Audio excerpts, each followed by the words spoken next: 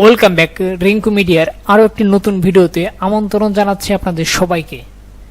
আজকের এই ভিডিওতে আমি আপনাদেরকে open box Z5 mini HD এই সেটআপ বক্সটির মেনু ইন্টারফেস এখানে দেখিয়ে দিব এবং কোন ফাংশনে কি কি কাজ রয়েছে যারা নতুন ব্যবহার করবেন আপনাদের সুবিধার জন্য আজকের এই ভিডিওতে এই বিষয়গুলো আলোচনা করব।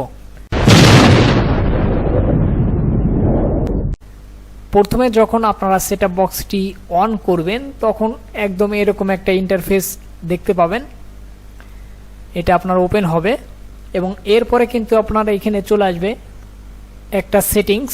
এখান থেকে আপনি ভাষা চাইলে পরিবর্তন করতে পারবেন, এখানে ইংলিশ রয়েছে, আপনি চাইলে এখানে অন্য কোনো ভাষাও এখানে পরিবর্তন করতে পারবেন, অর্থাৎ এখান থেকে যে ভাষাটা আপনি দিবেন আপনার সেটআপ বক্স বা এই রিসিভারটা কিন্তু সেই ভাষাই চলবে।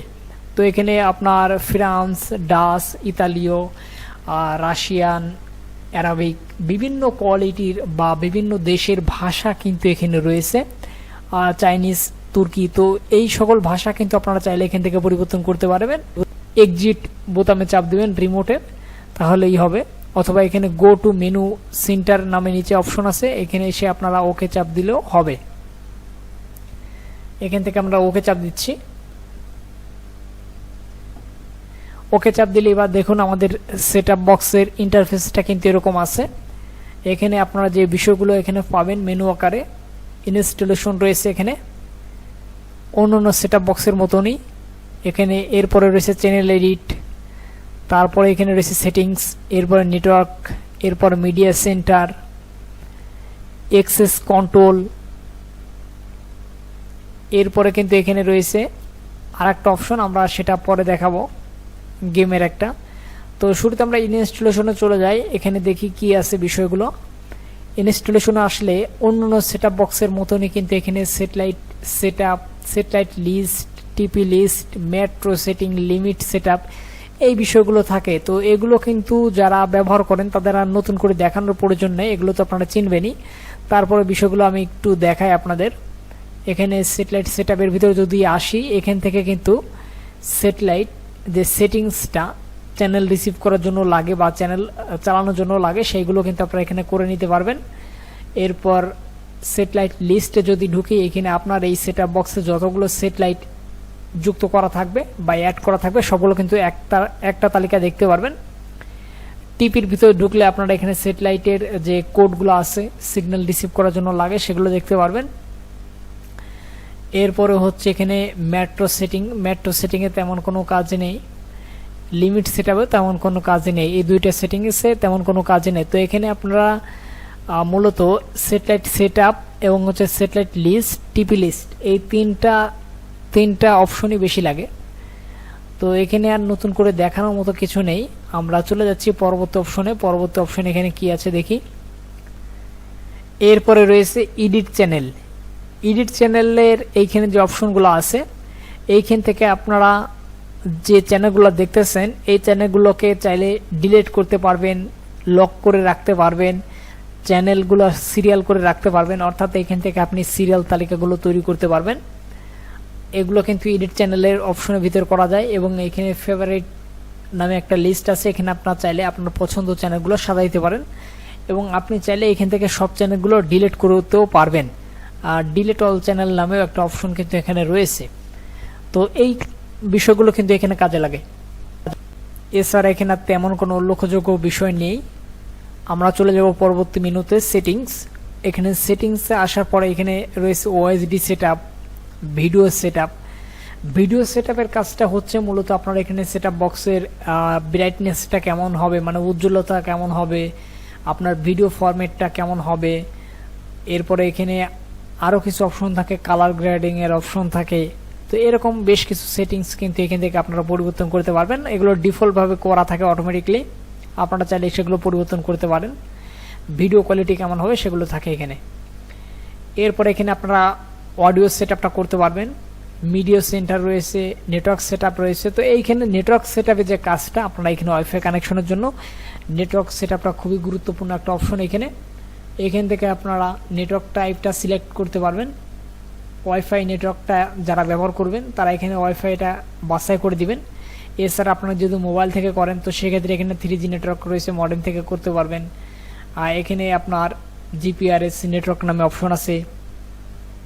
তো এখানে আপনারা বিভিন্নভাবেই করতে পারবেন, মোবাইল থেকে করতে পারবেন বা আপনার এখানে বাসায় যদি নেট কানেকশন থাকে সেই মাধ্যমেও কিন্তু করতে পারবেন।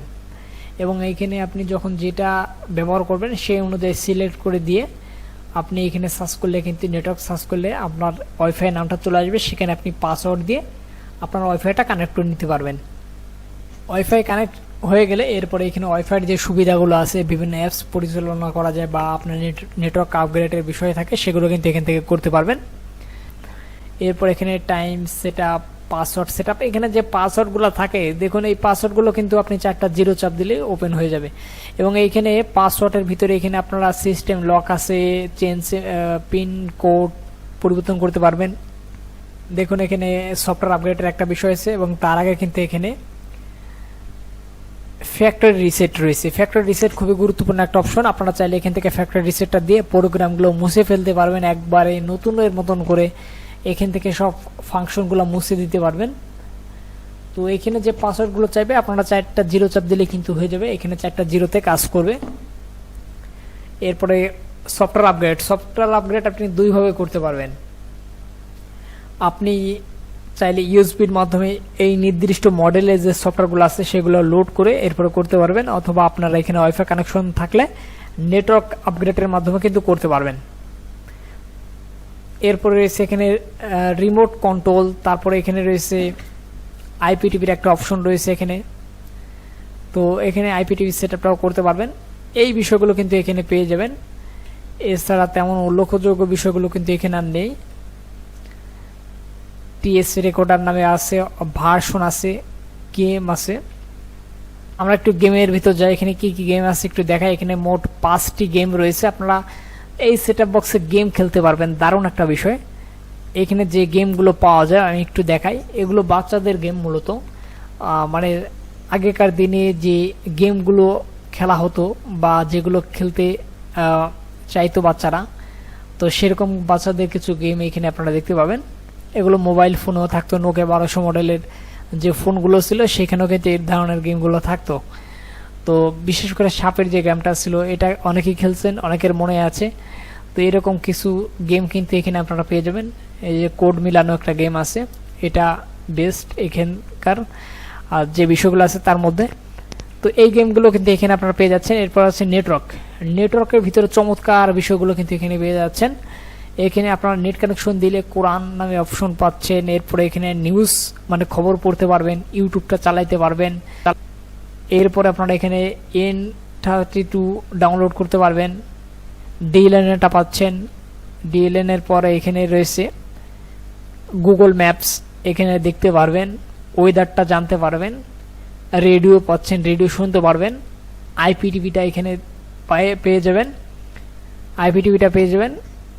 এরপর এখানে জিমেইল পাবেন এবং অনলাইন ভিডিও পাবেন। দেখুন এখানে চমৎকার বিষয়গুলো কিন্তু এখানে রয়েছে। সাধারণত এরকম কোনো সেটআপ বক্সে থাকে না যে মেইলটাও পাওয়া যায় বা এখানে নিউজ পেপার পড়া যায়, তো গুগল ম্যাপ পাওয়া যায়। তো এই সেটআপ বক্সে কিন্তু এই বিষয়গুলো আছে, চমৎকার এখানে কিন্তু করা আছে। এবং লাস্টের এখানে আরেকটা অপশন আছে, মেনু আছে, সেটা হচ্ছে মিডিয়া সেন্টার নামে। আমরা একটু দেখি। মিডিয়া সেন্টার কিন্তু অন্য সেটআপ বক্সের মতনই কাজ করবে।